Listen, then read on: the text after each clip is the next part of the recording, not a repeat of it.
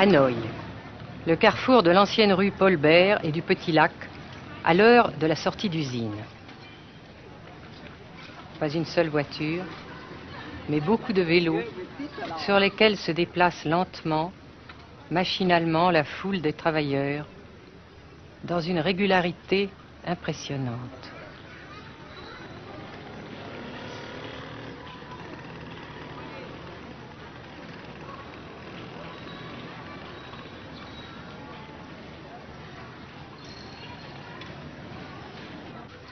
La sensation que ce pays est anormal ne nous a pas quittés au Nord-Vietnam. Anormal d'abord parce que toute vie individuelle a disparu au bénéfice d'un effort collectif extraordinaire.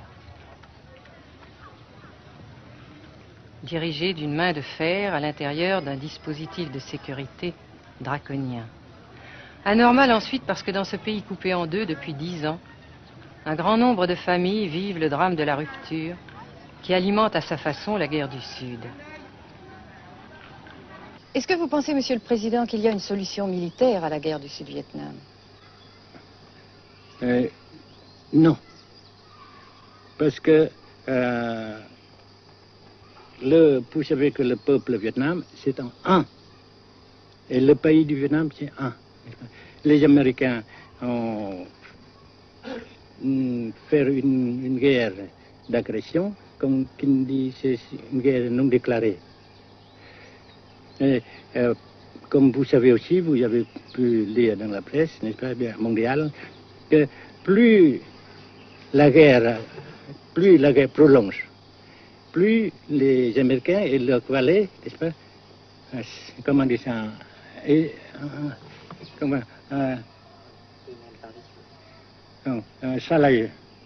s'enliser, hein? Et plus ils supportent des échecs, comme vous savez récemment, n'est-ce pas? Par conséquent, la guerre ne peut pas durer éternellement. Et je suis très heureux que les politiciens haut placés français ont reconnu cela. Vous pensez que le général de Gaulle pourrait en quelque sorte, à un certain moment, arbitrer le conflit? Arbitrer, qu'est-ce que vous comprenez par le mot arbitraire? Nous ne sommes pas des équipes de football. Hein? Mais au-delà des accords de Genève, si je ne me trompe, une idée du général de Gaulle est la neutralisation de tout le sud-est asiatique. Est-ce que c'est une idée qui vous semble intéressante? Comme j'ai déjà dit quelquefois, c'est une idée intéressante.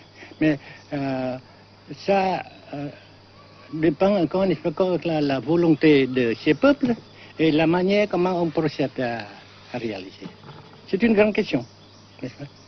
Et je ne peux pas dire que je suis d'accord, n'est-ce pas? Et je ne dis pas que je ne suis pas d'accord, n'est-ce pas? Mais parce que vous dites, par exemple, vous dites fleurs. Fleurs, il y a beaucoup de sortes de fleurs. Il y a des roses, et des blanches, des rouges, etc. Et il y a qui sont bons et d'autres qui ne sont pas bons. Mais on dit fleurs.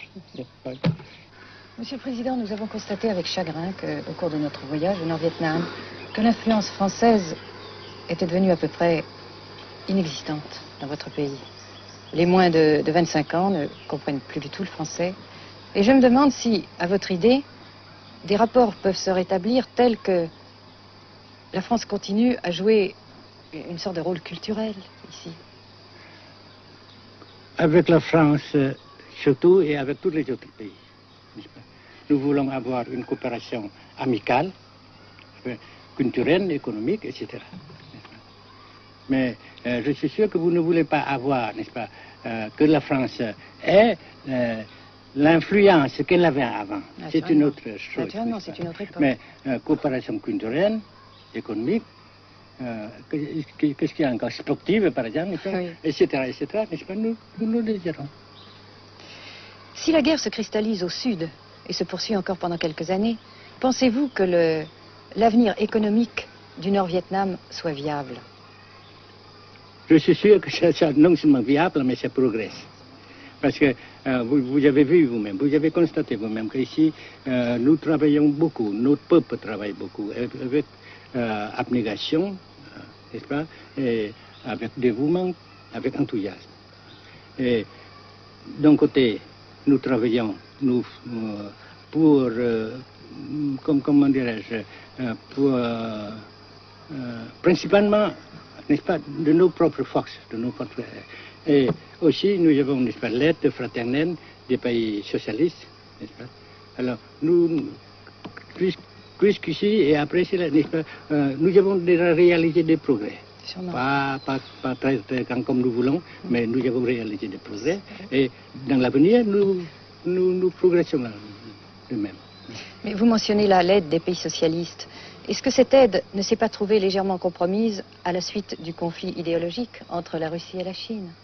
Non, parce que ces questions, n'est-ce pas, différences idéologiques entre nos différents partis frères, c'est nos affaires intérieures. Ça passera. Et l'unité, ça se fera. Mais l'aide fraternelle continue et continuera. Et c'est très précieux pour nous. Bien sûr. Mais certains ont l'impression chez nous, Monsieur le Président, que le Nord-Vietnam se trouve actuellement assez isolé, asphyxié même, et que politiquement, il pourra difficilement éviter de devenir une sorte de satellite de la Chine. Qu'est-ce qu'on peut répondre à cela? Jamais.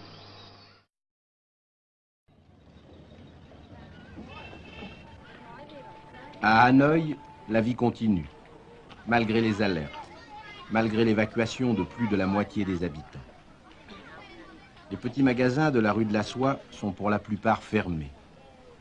Seule la trêve du Tête et ses fêtes de famille devaient redonner pour quelques jours un peu d'animation à la ville, avec la traditionnelle branche de pêcher en fleurs, symbole du nouvel an lunaire et du printemps tonkinois. La trêve, malheureusement, ne fut qu'un espoir déçu.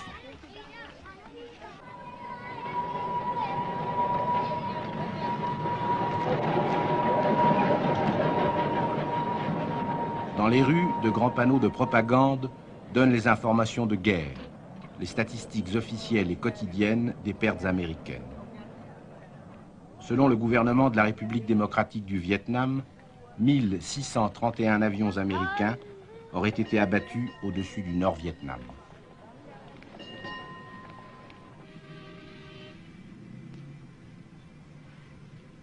Le grand pont d'Oumer, construction métallique de 2 km de long à la sortie nord-est de Hanoï, assure toujours la traversée du fleuve Rouge.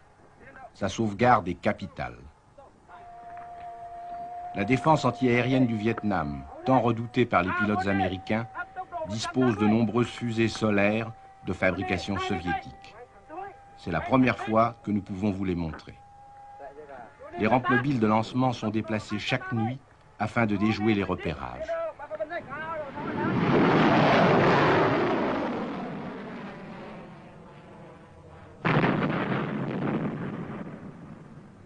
Selon les milieux officiels de Hanoï, 54 avions de l'US Air Force auraient été abattus en 1966 par la seule défense antiaérienne de la capitale.